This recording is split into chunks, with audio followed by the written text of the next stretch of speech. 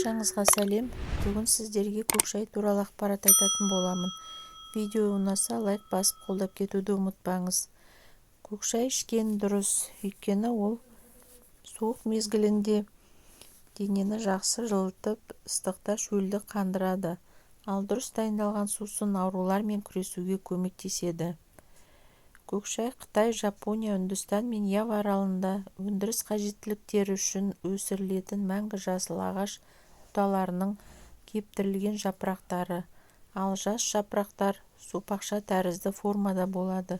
Бір қызығы, көк және қара шайды алу үшін бірдей шикізат қолданады. Көк шайдың құрамында көптеген пайдалы компоненттер болғандықтан бұл бірегей сусын ағзаға жақсы әсер етеді. Ас қорыту процесін ынталандырады. Құрамындағы мұрыштың арқасында шаш пен тырнақтың жағдайын жақсартып, жаралардың жазылу үдерісін тездетеді. Нерв жүйесін ынталандырады. Сондай-ақ көк шайдың құрамында П дәрумені мен кальций, фосфор қалыпты ми қызметінің белсенділігі үшін ал тейін ынталандырушы ретінде қызмет етеді. Құрамында йодтың болуына байланысты қалқанша безі ауруларына шалдығу қаупін азайтады.